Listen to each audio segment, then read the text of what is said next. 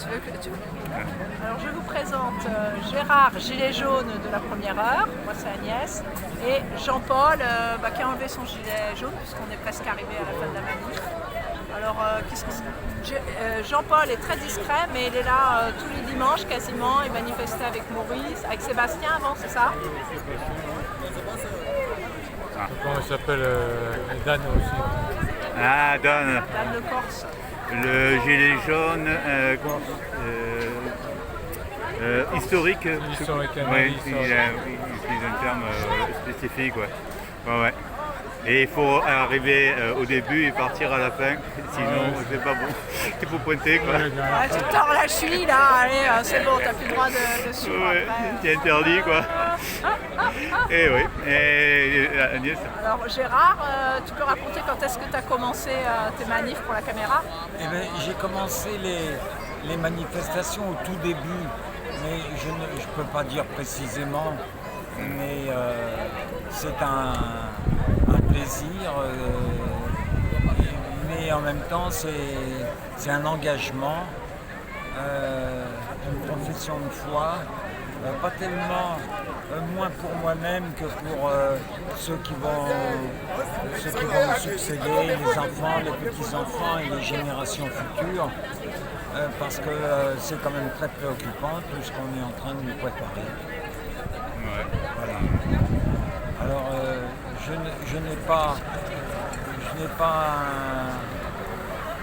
suis pas partisan d'un dogme particulier, mais ce que je veux, c'est de la liberté et je veux surtout pas qu'elle soit restreinte de quelque façon que ce soit. Et alors aucun programme, mais arrêter tout ce qu'on a pu. De toute façon,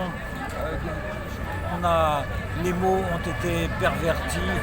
C'est des problèmes d'étymologie, mais aussi de sémantique. Alors on nous parle de démocratie, mais on a vu avec la démocratie représentative tout ce qui a pu se passer, en particulier quand il y a eu les débats sur la retraite, la destitution de Macron. Normalement ça devait passer, c'était plié, mais sur 577 députés, il y en avait 180 qui avaient piscine. Alors après, on sait que ils font un usage de leur pouvoir. Alors on sait, on a connu l'auto-amnistie des députés, au temps des affaires Urbain-Graco, au temps de Mitterrand. Alors c'était vraiment une confiscation de la morale. Et alors après, ça a été Sarkozy avec le traité de Lisbonne. Alors ces deux affaires-là sont restées coincées. Alors il y en a eu d'autres, mais celles-là sont vraiment majeures parce que C'est quoi la Sarkozy à Lisbonne, là, tu peux préciser? C'est le référendum. Le référendum avec une majorité de Français avait dit non à l'Europe. En 2005, tu te rappelles l'année? Ouais. Dans le trou du cul.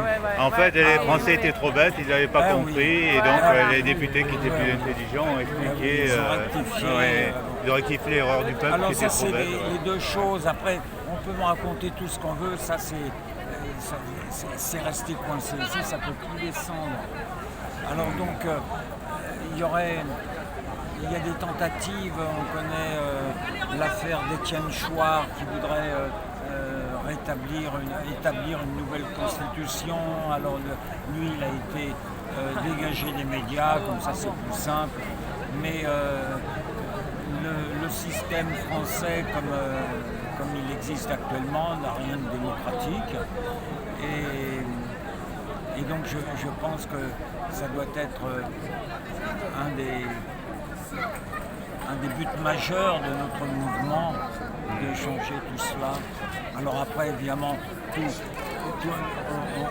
l'histoire du Covid, tout ça, c'est subordonné au pouvoir exécutif, à la Chambre des députés, tout le monde s'est couché, et puis tout le reste.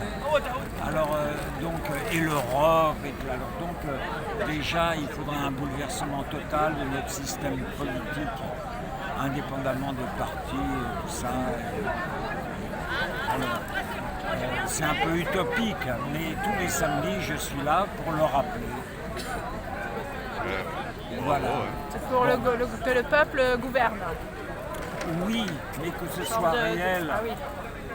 avec évidemment le RIC, avec toutes ces choses. Bon, là, bien sûr, là, on fait un raccourci parce que bon, on peut pas. Il faudrait passer. C'est vrai qu'évoquer une démocratie, alors que la dernière fois que le peuple a voté, on lui a dit simplement tu es trop bête. Oui. Et quand on regarde ici, en fait, parmi toutes ces personnes, il n'y a personne qui est assez jeune pour avoir vraiment voté et pour lequel le vote a été respecté. C'était que De Gaulle qui avait voté, qui avait fait un référendum. Oui. Et là, ici, tout le monde n'était pas né. Enfin, personne n'a pratiquement été né. Ou en tout cas était adulte pour voter. Moi, je suis vieux, mais j'ai pas pu voter. J'étais trop On jeune ne à l'époque. vote pas, on élit nos représentants, mais on ne vote pas. Oui. Ce sont eux qui votent. Ah oui, c'est important la sémantique. Parce que la démocratie, normalement, c'est le pouvoir du peuple, par le peuple, pour le peuple. Ah oui, Donc là, c'est plutôt une république représentative. On donne notre pouvoir à quelqu'un. Voilà. On choisit notre on dictateur. délègue. Mais on ne peut pas les révoquer s'ils ne respectent pas notre décision. Mais eux, ils C'est peuvent là- nous révoquer s'ils veulent. Ah bah oui, c'est là où tout est coincé. Ah Donc ouais. c'est vraiment des illusions. C'est un village Potemkin. Voilà, oui, bravo. C'est la démocratie. C'est le village et on est des numéros. Eh ben, Ouais, ouais. Ouais, je vais arrêter.